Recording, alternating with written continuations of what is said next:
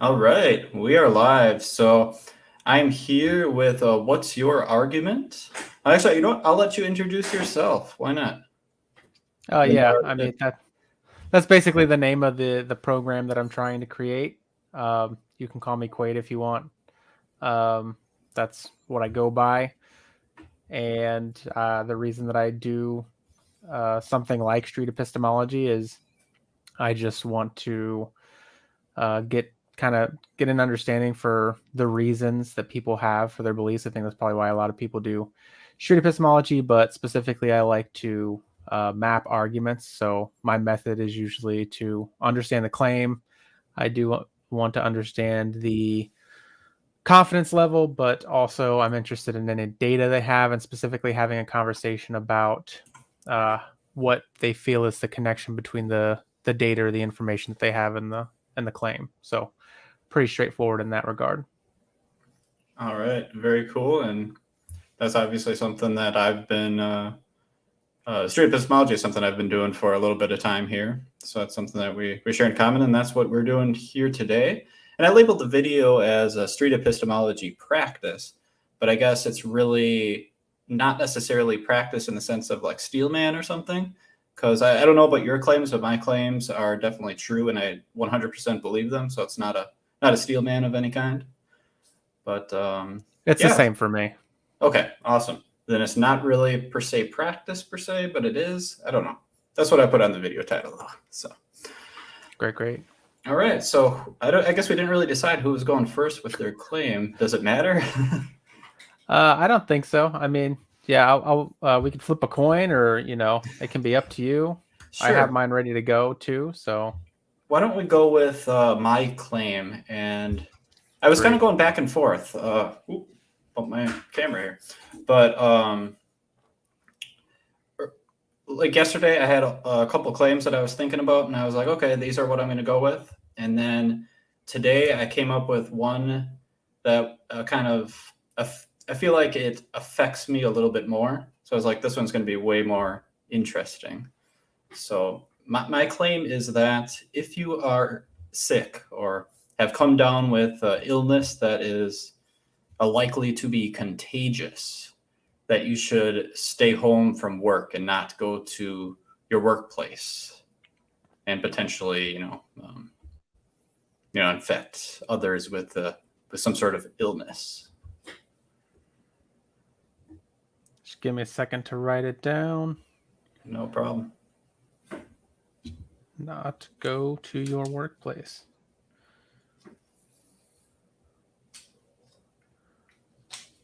Okay. If you don't mind, I kind of want to just try to do it as close to, I feel like, the way that I would do it if I was talking to somebody who was maybe less familiar with street epistemology.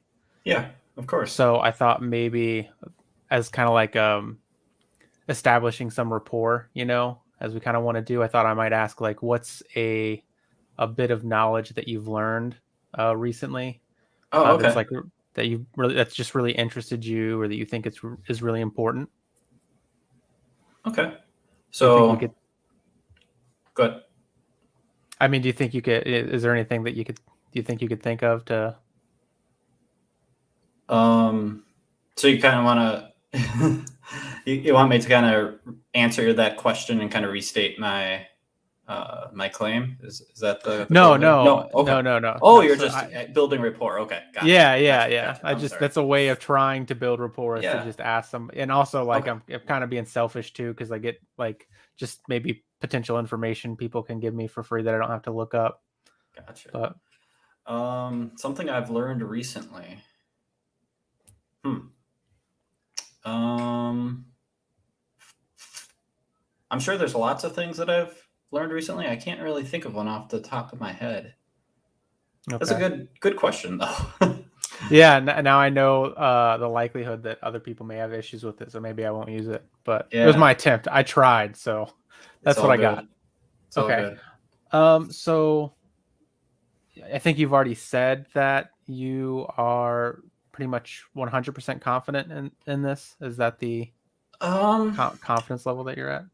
I wouldn't say 100% just because I'm really not 100% confident in hardly anything. So I don't think I could attribute 100% to this in particular. If I had to attach some sort of number, I might say like 80 or 85%. 80 or 85%. Okay. And I do want to just repeat it to make sure that I understand it. So, Yeah. If you're sick, but in terms of sickness, if you're sick with something that's is contagious or likely to be contagious, that you should stay home and not go to your workplace. Is that correct? Correct. Would that include, in terms of staying at home, would you include just really all public places? I guess it kind of depends to a certain degree. If you define a public space as like going to the grocery store, then I would say yes.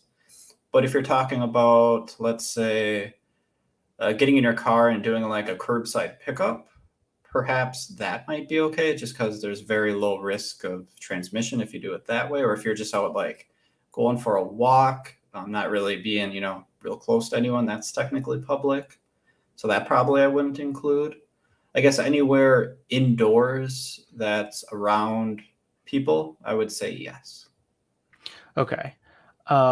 So basically any place where you're likely to come into a high amount of contact with other people. Is that a fair way to put it? Okay. Yeah, All right. I would say that's fair. So maybe you could go outside to a park or something, or again, like you said, like pick something up from the curb. That's going to reduce your contact with other people. So it really is about contact with other people. Yes. Is that correct? Okay. Correct. And so we have a 80 or 85% confidence level in that. So now what like information or data or experiences leads you to believe that this should happen? So we're talking about a should, like, so kind of a moral stance, but maybe we could let's talk briefly about maybe what you mean by that, by should. What do you mean when you say should? I would say it is a moral kind of stance, I guess you could say. Just because, like, you wouldn't go out and if you had the magic ability to like shove an illness onto someone, I mean, that would be immoral for you to do that. Like if you had somebody you didn't like and you just like could magically get them sick, that would be super immoral. And I guess going to work, the likelihood of you getting them infected if you have a contagious or highly contagious illness, that's not the same thing, but it's putting them at risk for contracting that illness. So you should do your due diligence to avoid infecting others if possible. Okay. So I hear you saying that it would be immoral. How do you, what's your process for deciding that something is moral or immoral? My process would be is if it causes harm to another human in particular, and I see an illness would be considered harm in my opinion. Okay. So I do want to go to data, but I guess first, I think I can. So if there was a scenario, let's say like, would you be against certain sports because they cause harm? So the idea is that we really shouldn't do anything that causes harm. Is that one of the basic principles behind the idea of something being moral or immoral? I wouldn't say like that. That's interesting. If something causes harm, then yes, but I guess, like, for example, maybe boxing.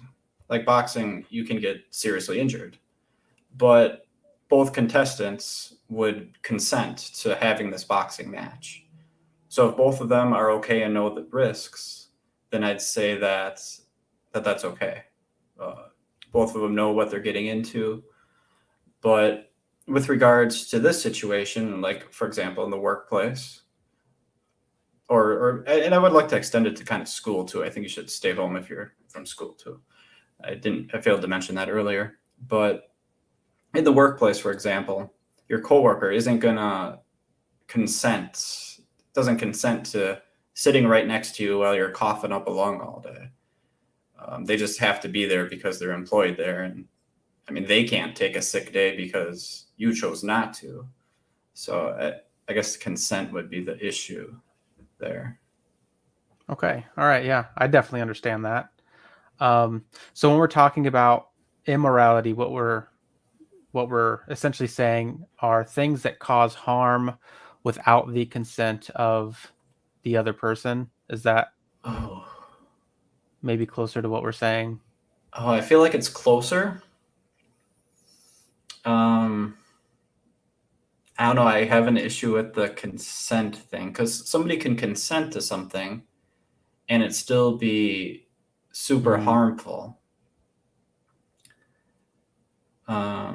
And probably not be moral, even if they're consenting.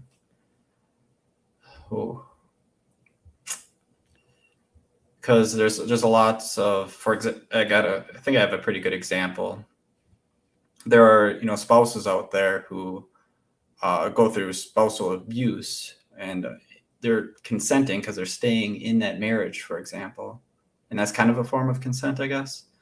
Yeah, I But did not think of that. what they do isn't necessary. What's being done to them, I wouldn't say is moral in any way. I would say it's definitely immoral. So I don't know that Okay. consent is the whole story there. Huh. Might it be related to like enthusiastic consent? Like, so somebody who's in that type of situation may be consenting, but it's usually not like enthusiastic. Like it's clear that they're consenting under duress or under coercion, some types of coercion. Yeah. Okay. Yeah, that sounds about right. Okay. Causes harm. So what we have is that it causes harm to those not giving enthusiastic consent, let's say for now.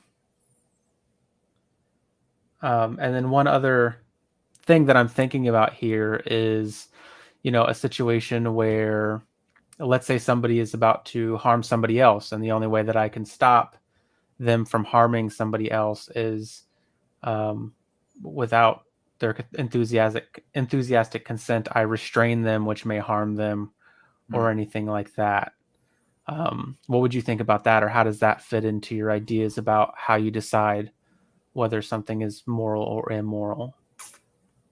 That definitely gets a little tricky. I would say if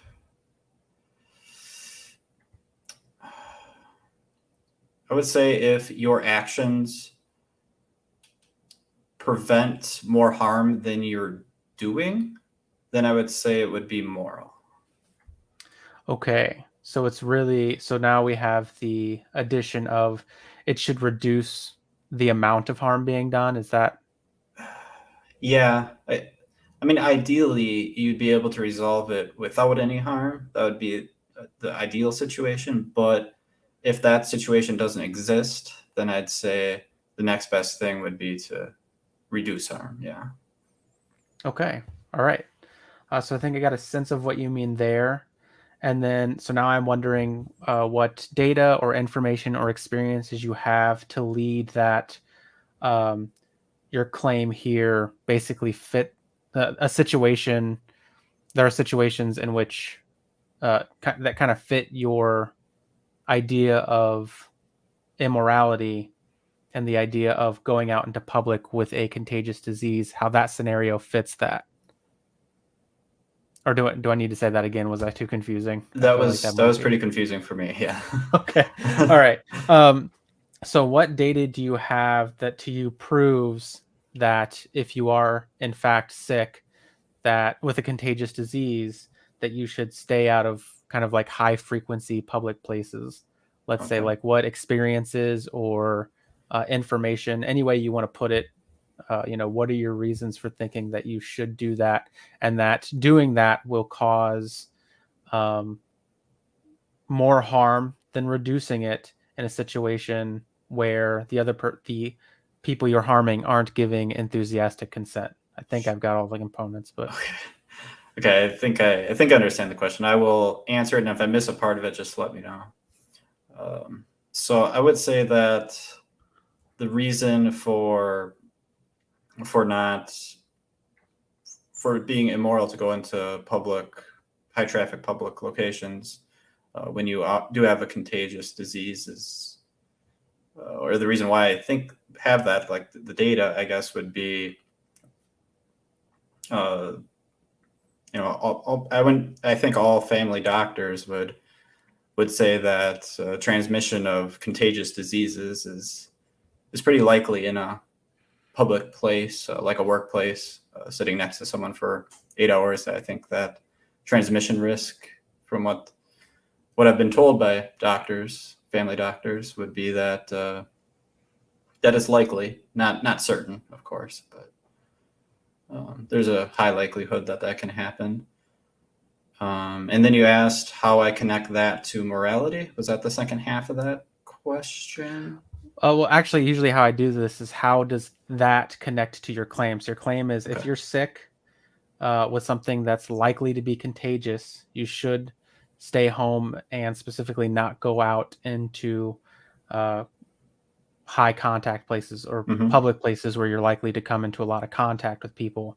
And your data is that doctors would say that the transmission is likely.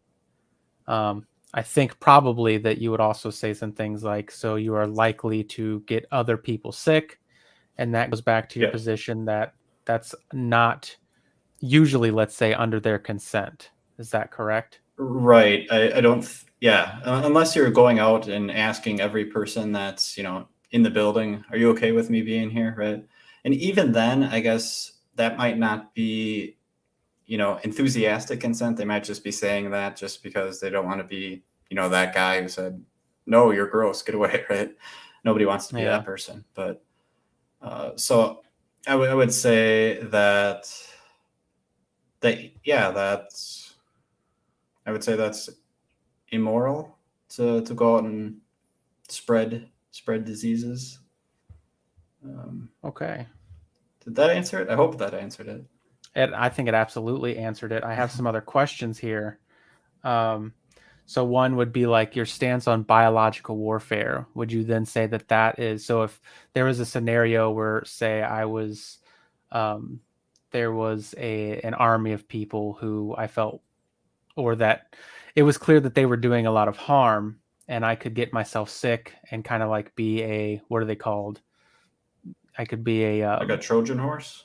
Yeah, sort of. And I can give that army the disease, which will reduce their numbers greatly. Would you disagree with that situation? Okay.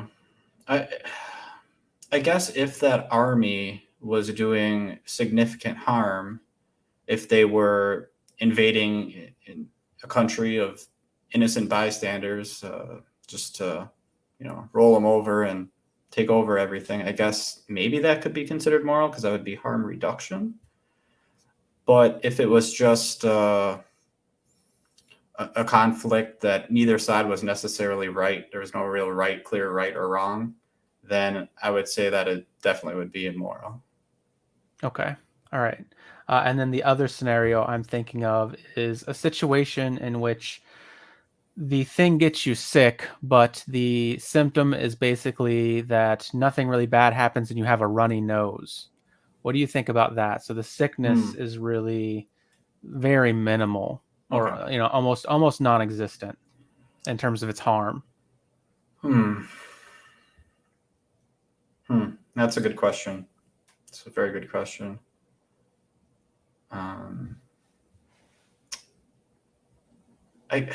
I guess the harm would be pretty much just an inconvenience. But at the same time,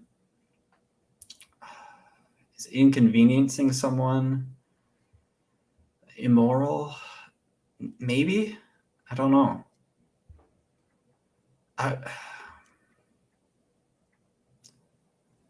I'm leaning towards yes. That's still not great, but Okay. it's not the worst either.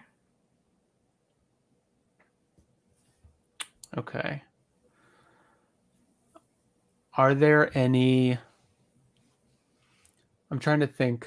Like, so a runny nose may be seen as inconvenient, but let's say that what happens is that I can't do this because this is too far fetched, and I don't want to do that. So I will take that off the table.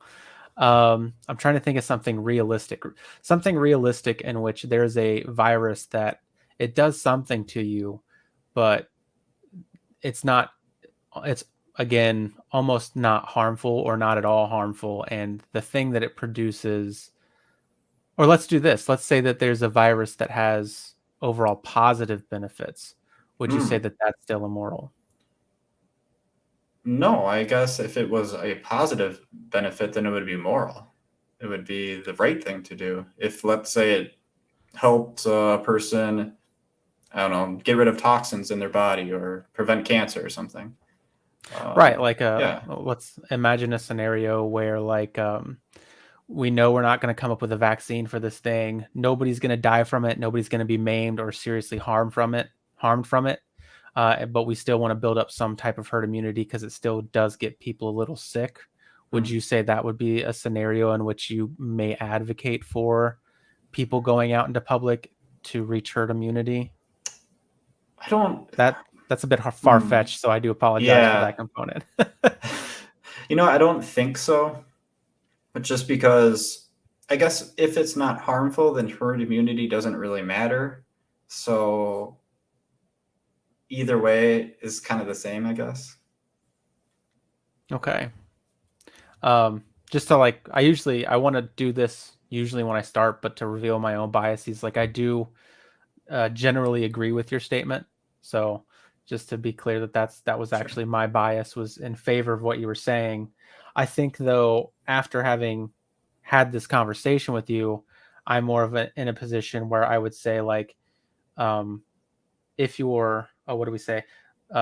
If you're sick, it's immoral, or you should stay away from other people or high contact places in situations where you're dealing with like innocent bystanders, because we had that conversation about biological warfare, and potentially we may see it as overall moral to be sort of a Trojan horse for an army that is, let's say, causing objective harm to innocent bystanders. So would you say that that's also a pretty big component of this, is the idea that the actors that we're talking about are innocent bystanders?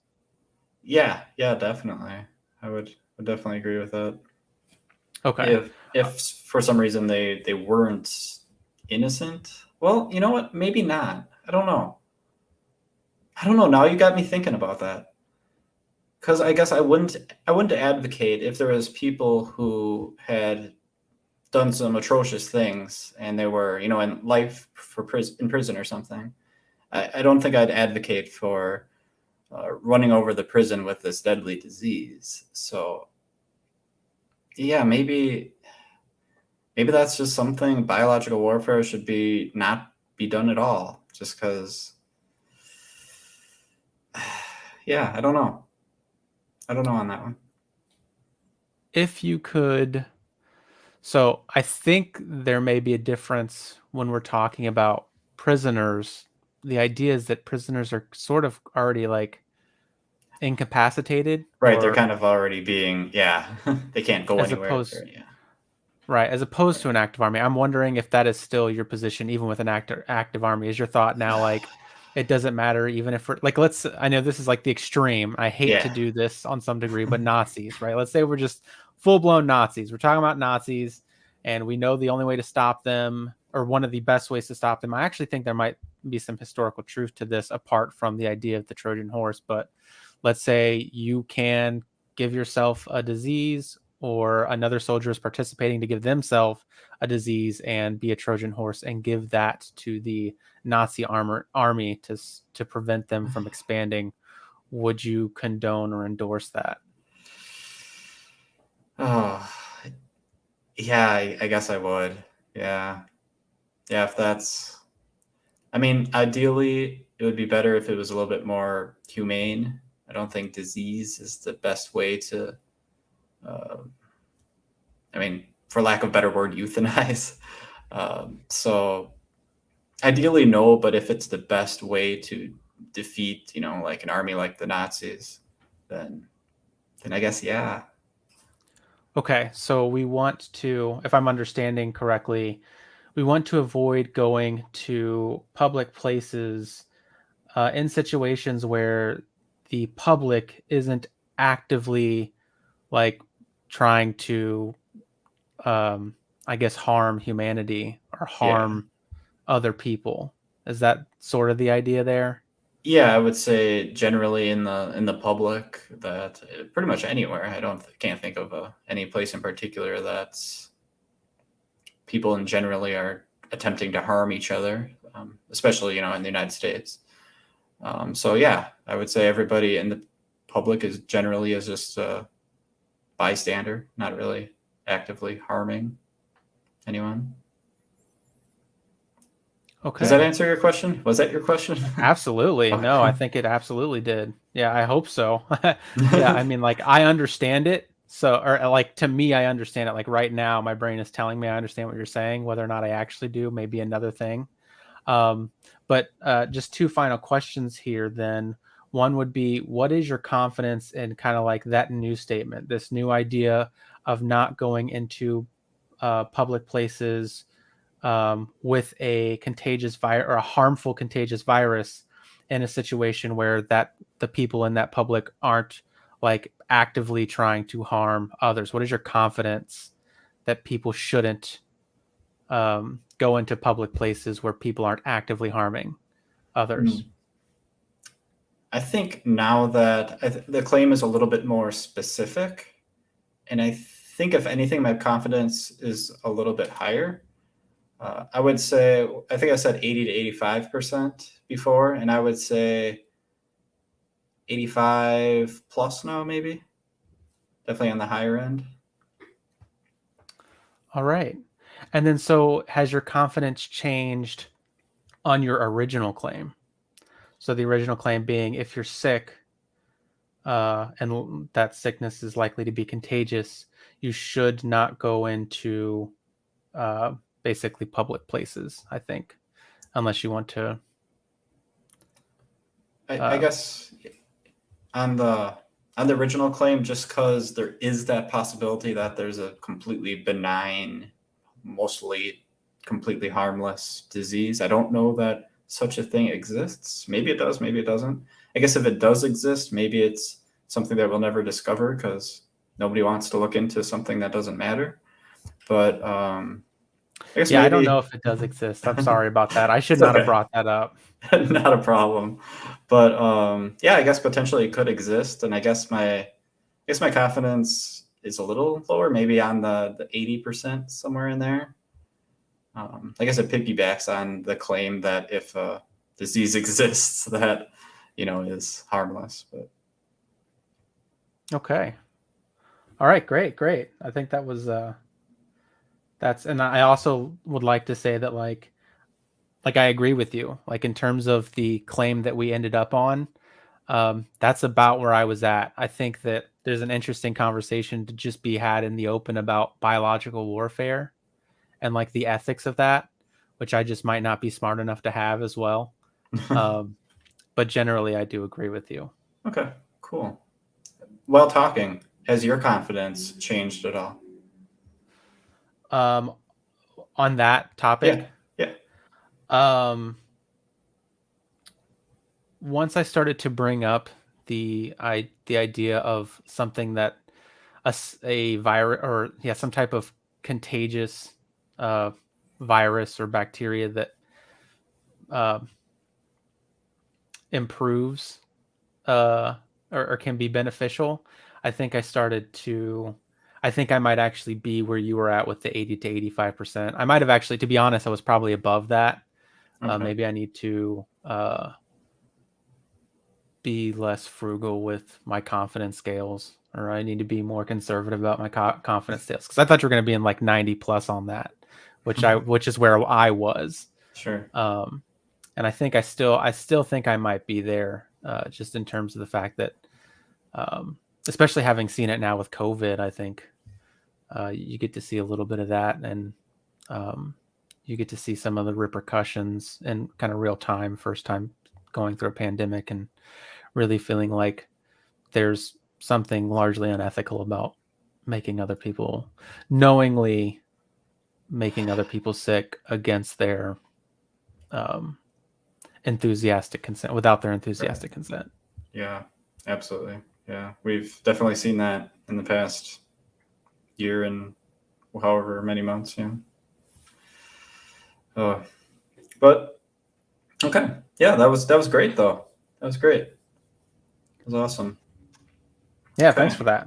I appreciate that. Yeah, no problem. I think you did really good. Thank you. Okay, so I guess we can begin to move on to a claim of yours, and I'm going to get my note cam all up here. See how well this works out. If I can remember how to do this. Right there.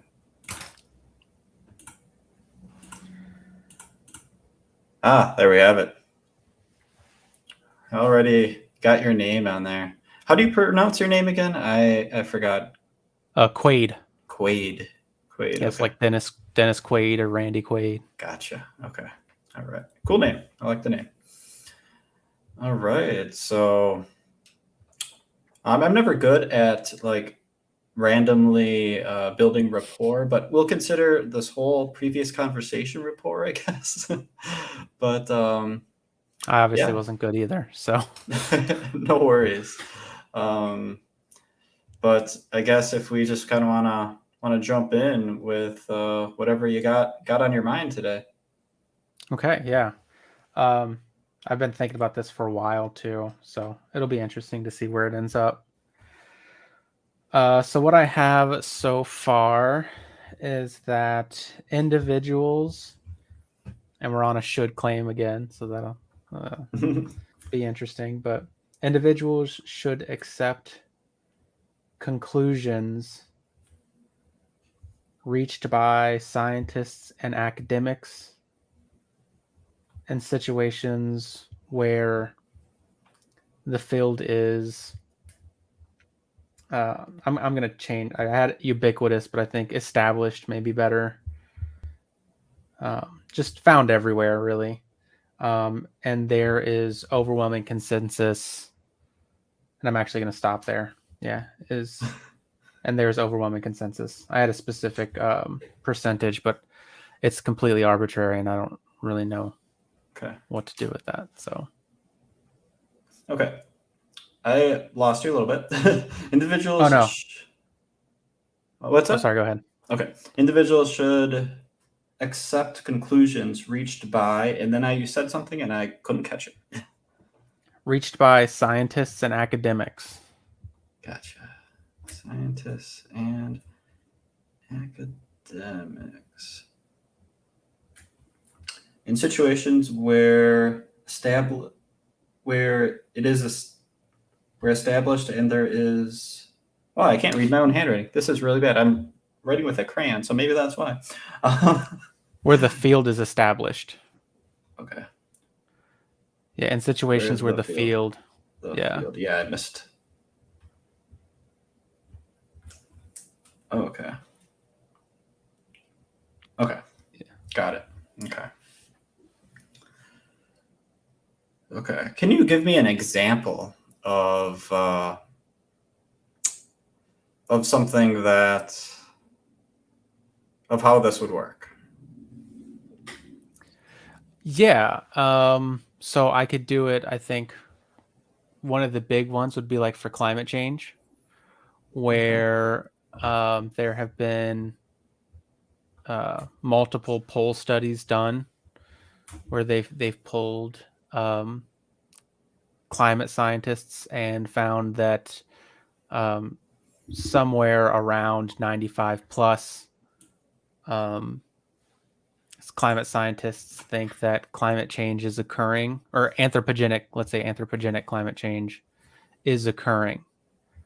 And so I think that the public, knowing that, understanding that that is the case, they should also they should accept that conclusion. Okay. Interesting. Now I understand the claim. I think. So Same thing with like evolution. Polls have also been done about that.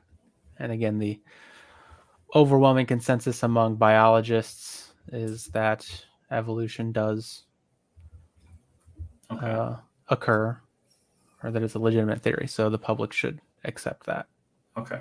So with regards to climate change and evolution, and probably many other things, perhaps like that the Earth is spherical. That might be a good example too, right? Okay.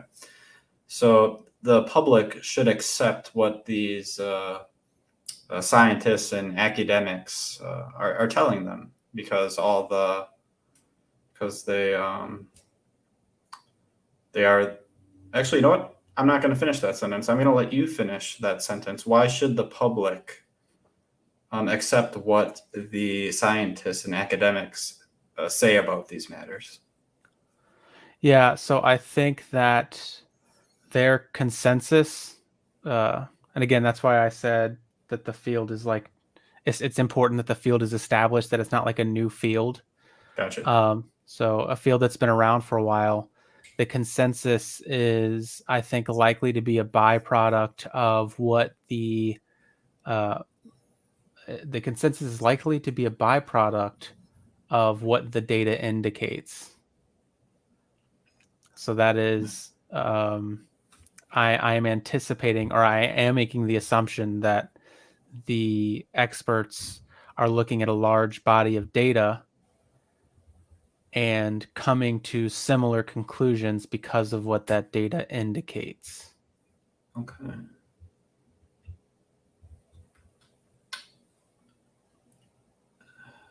If the field, let's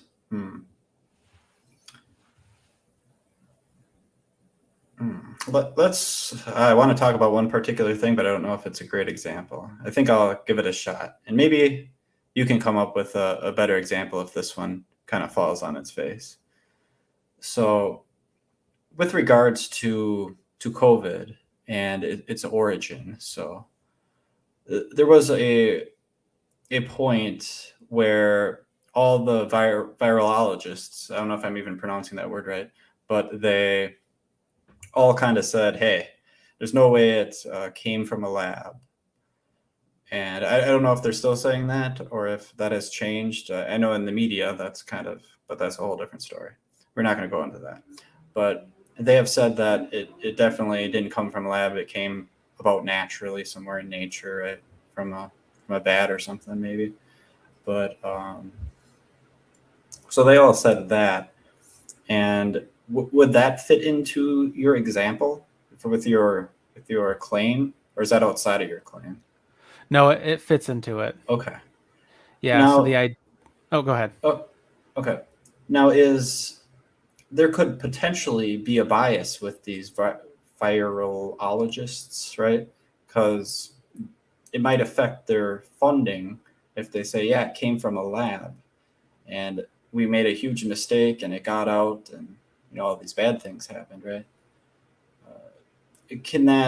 Would that affect your claim then? Like a bias of some sort like that?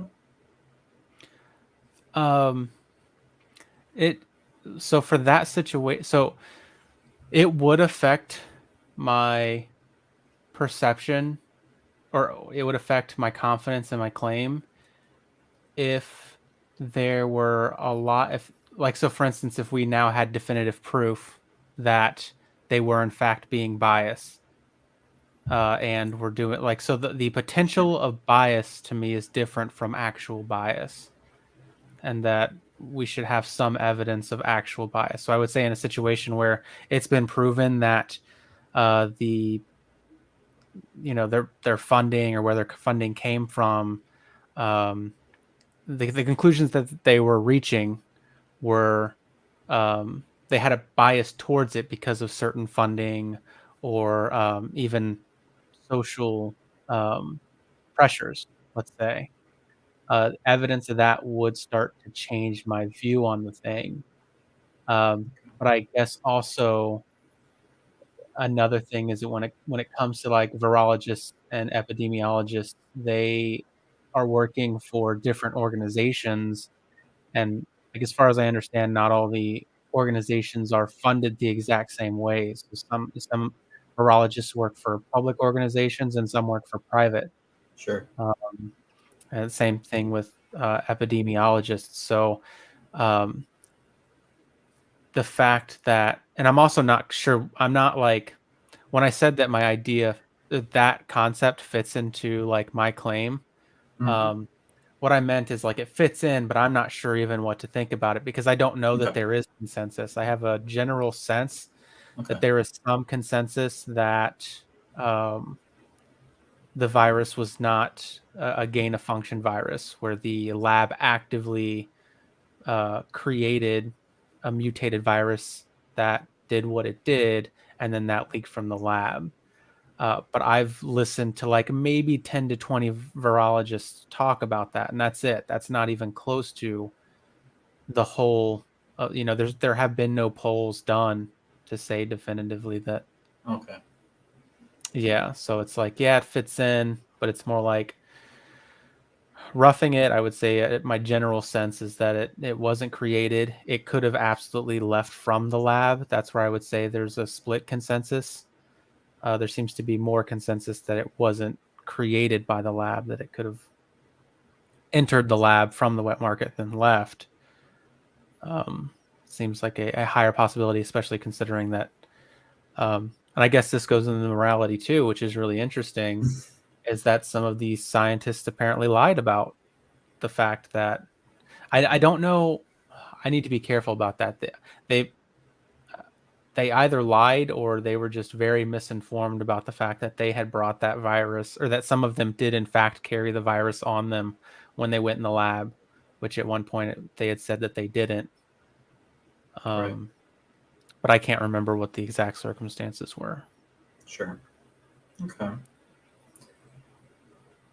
Um, I guess you brought up morality, and that's kind of where I was kind of going to go next. I guess when you have the word should right here, I guess I would like to know exactly what how you're using should.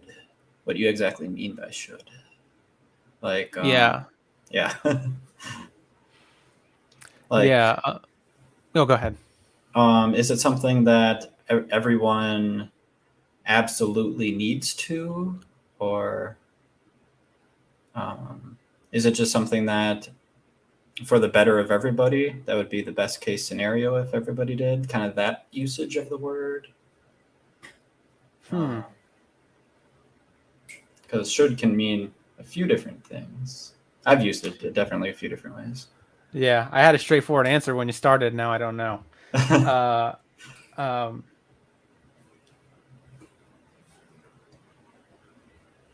I think that I'll be brave here, I guess, or I'll go out and just say that when I say should, I mean like absolutely everyone. Okay, absolutely everyone, and it's okay. Yeah, at first I was thinking like, if you're in a situation where you've been like, so for instance, the Tuskegee experiment, like if you were a part of that or associated with that, it's more difficult for me to say in that situation that people should uh just accept medical experts after having gone through that. Right. But when I do mean should, when I say should, I mean that it would be ideal if they did, even though I may understand if they don't.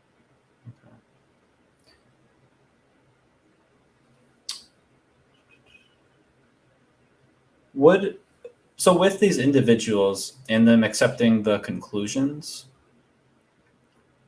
I guess accepting conclusions, does that mean not to question those conclusions? No. No, okay. It means just to accept them, and what does it mean then, I guess? Oh, yeah.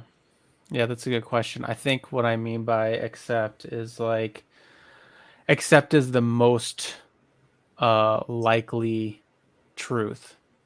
Okay. So not absolutely accept. Yeah, that's a good point. Yeah, I do mean like accept is like the most likely truth. Okay.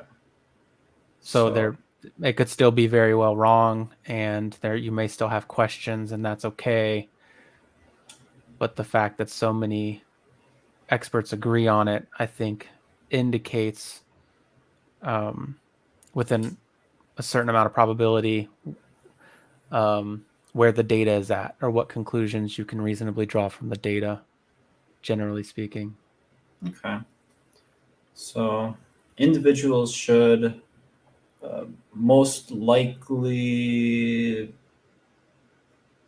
think that the conclusions reached by scientists and academics are true in situations where the field is established and where it has a consensus. Is that a accurate, updated?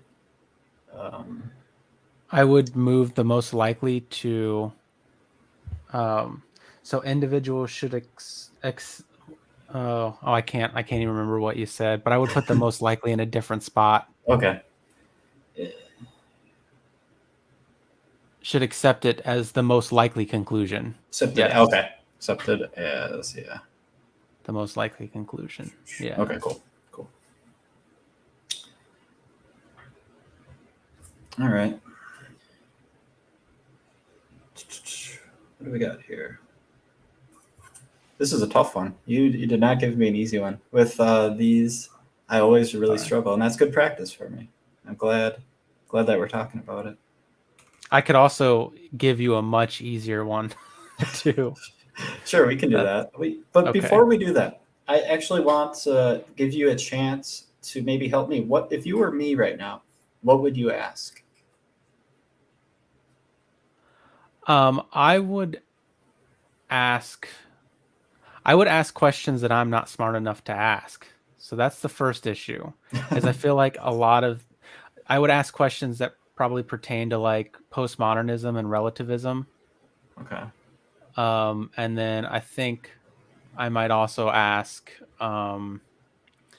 like I saw one thing on what were they called?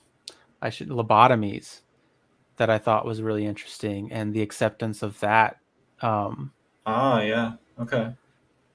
Yeah, among experts, and to me, it's not as straightforward because again, there wasn't the idea of consensus wasn't prevalent around then, and in fact, there wasn't consensus. There were a lot of experts who disagreed with a lot of that stuff, but scientific history is like littered with examples and situations in which it was clear that the prevailing idea did have some consensus and was doing harm. And I'm not really sure what to do with those. Yeah. Yeah, I guess that might change your mind. Well, I guess with those situations, if we take an example of one of those things, let's say like asbestos or something, right? A lot of, I don't know if scientists actually studied that. That might be a terrible example. But actually, I'll let you pick the example. With an example like that,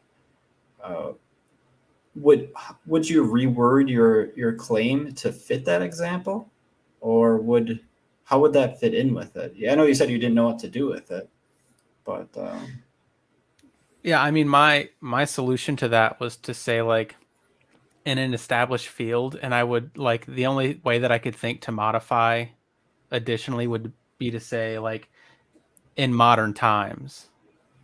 So I think that there was, I see what you mean. yeah, after the advent of modern science. So like there are plenty of examples before modern science that I think would absolutely fit the bill in terms of rejecting those things. I think after modern science, it gets tougher. Do you think there can be a consensus among scientists and academics and where everybody's really sure of it? Like, you know, they pretty much know for a fact, and everybody even believes them. All the individuals that should accept it to be most likely true, they believe it too. But it turns out that it was false. Is that possible? Is it a possibility? Yeah, absolutely. If that is a possibility, then why should we be most likely to accept it as true?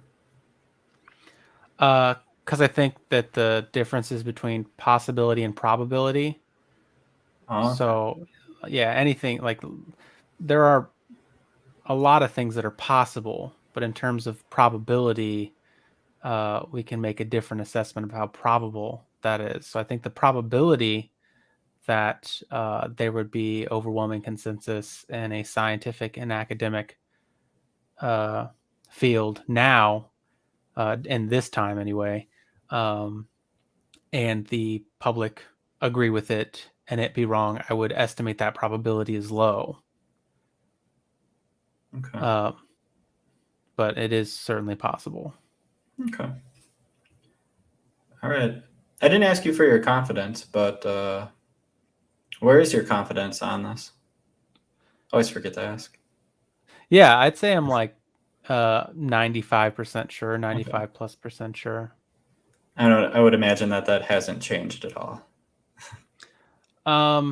It's honestly difficult to say. I think before we started talking about like what claims we wanted to make when we were doing this, I was going to come out with 99%. And then I was just like, man, honestly, and I don't know if this says anything about like who I am as a person, but when you said 80 to 85% for your own claim, sure, I was like, I wonder if I need to be more humble. Like, I wonder if I need to, because the reality is like, I don't have a way to measure and say, yes, it's 90. It is absolutely right to be 95% sure. So, right. Yeah, there isn't really a way to test to see if you're right. There's no test to perform here. I mean, we can look at examples from the past, but also we can find examples in the past that don't exactly support it either. So, yeah, that's a hard thing to measure. That should have been a question I asked. Well, you kind of asked it for me, so awesome. Yeah. All right. All right. I don't think I have anything more on that. Yeah, that's just... Do you want an easier one or? Sure. We can do one more easier one, and okay, we can call it a wrap. I think it's going to be easier. I don't know. We also don't have to do it if you don't want to, but we can. Okay. It's that God, as defined in a specific way, is real or exists. If those are interchangeable?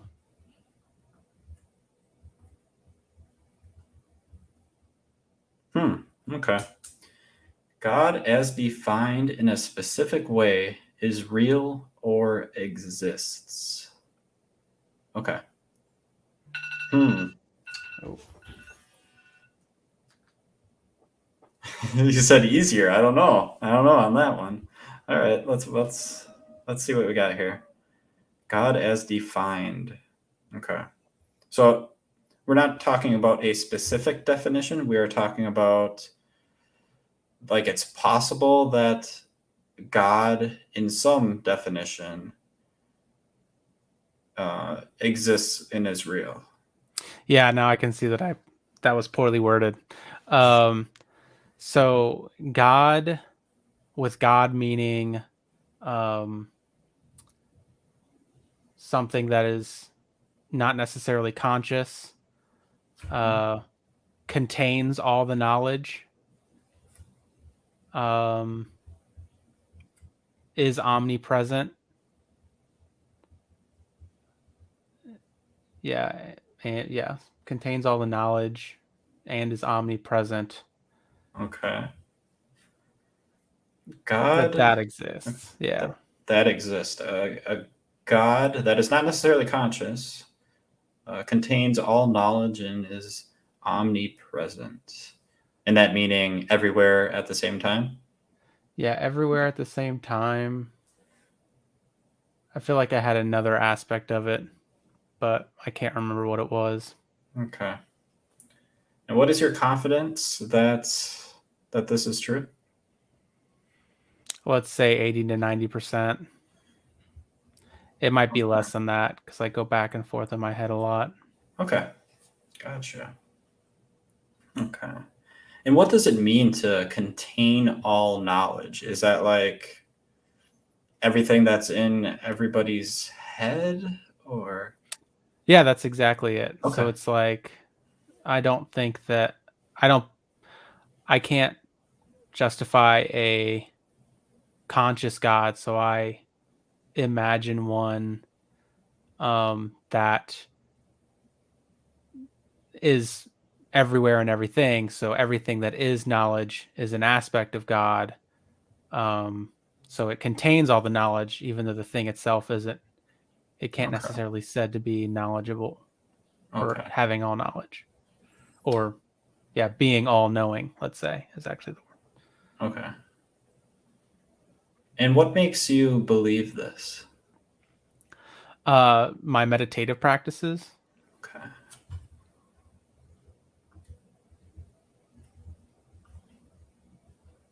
Meditative practices. And can you walk me through that? What is that like?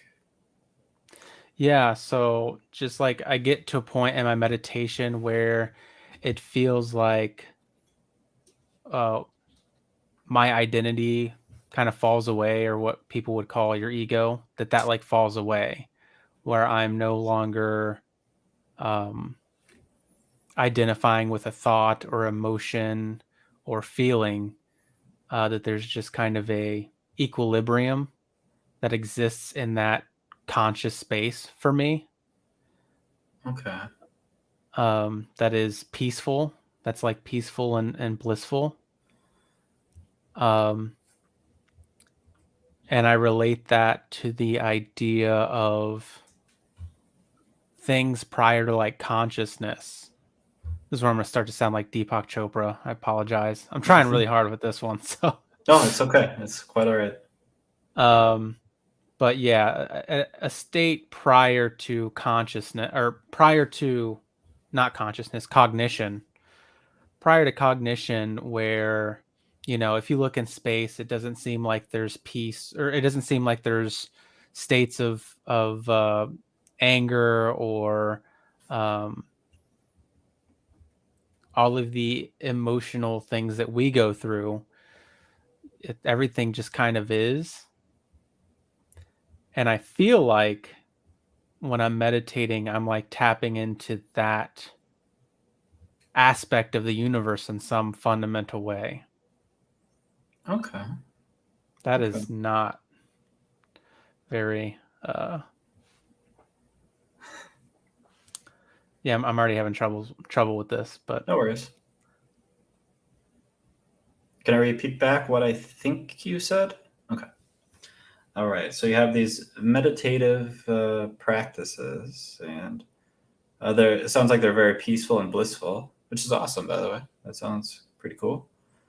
And they kind of make you feel like a state prior to cognition. I think that might be like because you kind of release all your emotions and just kind of just meditate, obviously, and kind of let be what is, or something.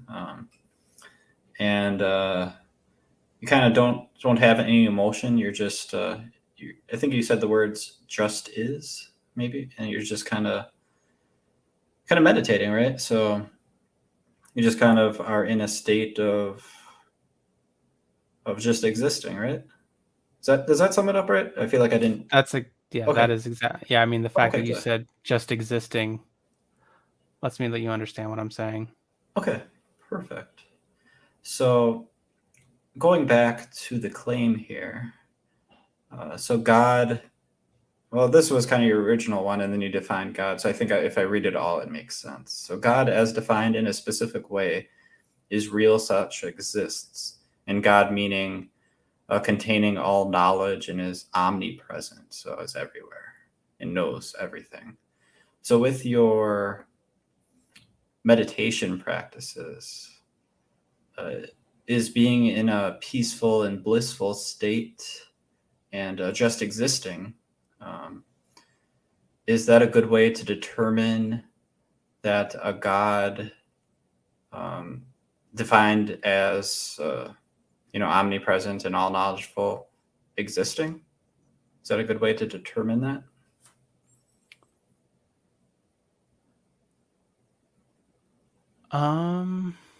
Is that a good way to determine that? Mm-hmm. Maybe not. I have two ideas on that. Like I'm of two minds. So maybe it's not the best way, which is interesting. But when I think about like science and like the fundamentals of it, like one big one is like empiricism or observation. So the fact that that experience can be had was one of my reasons for eventually coming to believe that maybe a God did exist. The fact that I could have that experience and that experience was unique to anything that I had ever experienced before. And that when I heard other people talk about God, I then understood them. I was like, oh, okay, well, if that's what you mean by God, then yes, that is it. Because to me, that's like when we want to know whether or not something exists, one of the questions we want answered is there an experience around this thing that warrants a unique definition or a unique definition of this thing? Yeah, but I don't know if it's the best. Okay. And yeah, I don't know. And also, like, I guess I'd add in terms of like identifying it as an object, which is different in terms of knowledge. I would say as in terms of identifying it as an object, it's not the best way. Okay. Yeah. So I don't know. All right. So you said you were 80 to 90% confident with this meditative practice. Is that what chunk of that is your confidence? Is there other reasons? No, all of it. All of it is that Yeah. okay? Okay, Yeah, all of it is that meditative practice that puts me at a place of sure. peace. And when I hear believers talk about God, like there's that passage in the Bible that God's like a still small voice. And so Okay, the idea is that you really have to like quiet your own mind to gain access to that thing that's what I took it as. It can be taken a lot of different ways, but I hmm can understand it when I think about like quieting my own mind. Um, and it sort of feels like listening to me, like I'm listening to the universe. I'm not interjecting myself into it. Um, yeah. okay. Do you think that somebody could use meditative practices to come to different conclusions other than a belief about a god or something along those Yeah. lines, something supernatural? Yeah, I knew that question was coming. Um, yeah, based off of what you were just saying like a minute ago, and the answer is that they do. Yeah. Hmm. So, They do. Um, can you give an example? people claim to believe in machine aliens Ah, through okay. meditation, or um, they believe in like chakras and stone Gotcha. or the power of stones and what else, whatever else. Okay. Yep, I understand. Do you think that like for chakras, for example, do you think that people are coming to conclusions that are likely true based off the meditation, like that chakra belief? No. Okay. And since they're not coming to a true conclusion using the meditative practices, why are you coming to a correct conclusion? Or you believe you're Yeah. coming to a correct conclusion? Yeah, that's a good question. And I don't have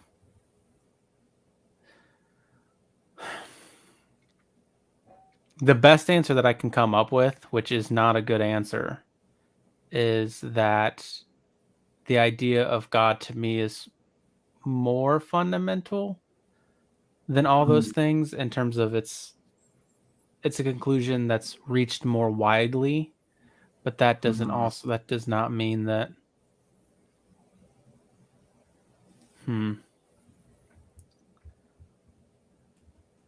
that doesn't mean that it's true, or it's not a good way to figure out what's true.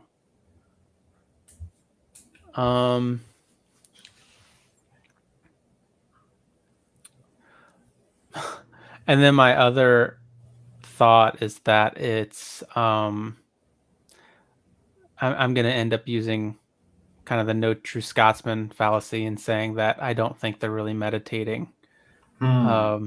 or that they're not. I think maybe a way to avoid that may be to say that they're not participating in the same meditation that I am, and I Okay. think that difference is important. That's where my mind is going to now.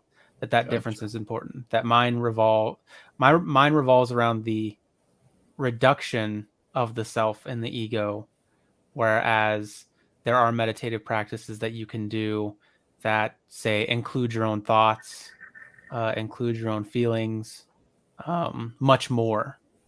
And so you can start to draw a bunch of conclusions from those thoughts and feelings, whereas mine is more related to the concept of like the old Jewish tradition where they didn't even want to like utter the word of God. Like to do Hmm. that was to really do something you shouldn't do, which is to even make a claim about the thing. So If it's a much more limited thing, I guess.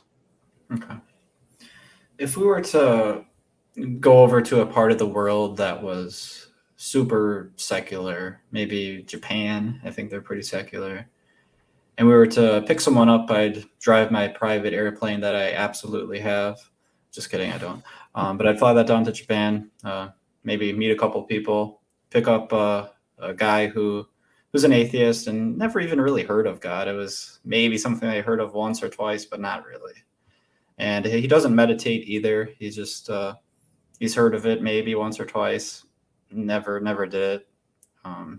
If we fly him over here, have him meet with you, and you teach him how to meditate just like you, and you can observe that he's doing everything correctly and he's taking your instructions very well. Do you think that he comes to the same conclusion about this God that you do? No, I think it's possible that he might not. Okay. If he does not come to the same conclusion using the same method, can that mean that the method might not be reliable? Yeah, it can mean that. Okay. Does it? Yeah, so like this is where it kind of gets stupid. And this is like, again, like I told you, to me, this is like more of a softball because I don't really know fully how I feel about it. I did give a Sure. confidence scale, but it Yep. changes day. Like sometimes it's like 0%, or it's like 99% that it's not real or whatever, Yeah, I like, understand. but there's a concept called dialetheism, which is the idea that like contradictory statements can be true. So one might reach that state and say, well, there's just nothing. there's nothing there. So you can't say there's a God there because there's literally nothing there. There's not, like, you're not in that conscious space. So it's just kind of, it's more the totality of things. And so really it all amounts to like, there is no God, or they define God in a very specific way that they say clearly that God does not exist. And so therefore that leads them to atheism. And so that's where I'm like, I don't know. I don't know if you can have a situation in which someone defining God a specific way would say, obviously that God doesn't exist, and I'm not experiencing that God in that space, so God doesn't exist. Whereas somebody can say, that's a pretty unique experience for me, and I haven't really had anything like it. And when I listen to people talk about God, it starts to make sense to me. And so I come to the conclusion that God does exist, but both can be right. And it's just a matter of like semantics. Okay. Both. You kind of lost me when you said both can be right. I mean, I guess you're meaning that both definitions are actually the same, even though they're using different words. Is that kind of what you meant? Yes. Okay. Yes. And the way that they're interpreting those things are different. So one person may interpret it as, I see God as like the totality of the universe that I can experience, whole, like in a way where I remove myself from the equation, or I remove myself being like your identification, like identifying with the self. And so I can experience in some way, I can have a fuller experience while not having like my own thoughts, or not my own thoughts, sorry, without having thoughts or feelings or emotions. Like I am just the experience. It's kind of a breaking down of the self. And they can see that as a pathway to a specifically defined God, whereas another person can see that as like, no, you're not there, so you really can't draw any conclusions. You're pure experience. That's nothing. That's when we're not defining things. And so I'm going to define this as lacking even a God. Okay. That's the best. Yeah, that's kind of the best I can do on that. All right. Fair enough. All right. I think I'm going to ask you the last question, and that's just where is your confidence now? I'm not going to lie. I'm feeling pretty like unconfident about it. I'm not feeling confident about it anymore. Okay. Especially in comparison to the last claim I made. I felt way more confident about the last claim. Sure. Yeah. I don't know if I mentioned this earlier, but yeah, I think I agree with you on your last claim. So I think that might have been why it was difficult for me to even come up with questions, just because I agreed with you. So yeah. It's sometimes hard when you are in agreement. It's difficult. Yeah, that's why I figured you might not agree on this one as much. No. Yeah, I do not. So I thought I'd throw that one out because I've just been thinking about it, and I go back and forth, and I'm not really sure. Most days I just bother not to think about it. So. Sure.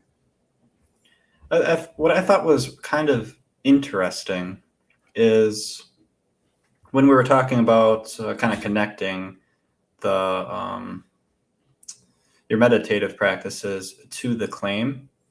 I heard you say "I don't know" a few times, and I guess that was interesting because you had the 80 to 90%, yet you were saying "I don't know" a lot. So I guess I kind of wonder about that. If you're saying "I don't know," is that more of should that be a lower percentage rather than the 80 to 90? I know you said your confidence changes all the time.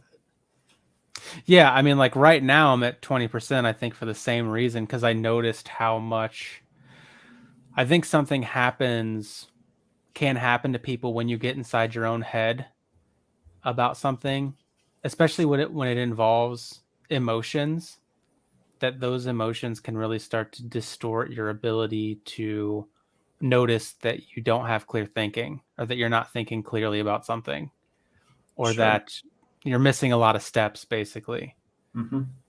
Yeah. Because it is a highly emotional experience. That's part of the issue, is that it's highly emotional and impactful. And that's usually what people say when they believe in God, that they're having those experiences. But ultimately, in terms of what you can, like, there's an idea of what Kenneth Burke calls like literal versus metaphorical truth. So the idea that something can be metaphorically true, and we use metaphors all the time, and still, even though we're using metaphors, we say that that thing's true, but that's separate from like literal truth. And so in terms of like literal truth, it's clear that the knowledge gaps are there. I've been messing around with the concept of like a metaphorical truth when it comes to God. But I think that yeah. But I think that kind of, I haven't thought about it enough or read enough to really say more than that, though. Sure. Okay. I think that wraps up everything that I wanted to ask anyway. So awesome. All right. So yeah, I guess unless you have anything else to add, we can probably call the stream a wrap. And I think that was a pretty good success. I like that. I like those conversations. That's very nice. Yeah. Me too. This might be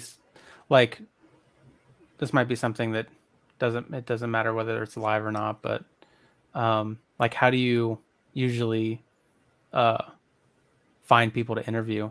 I know that you do sure. you do a lot of like video analysis, basically.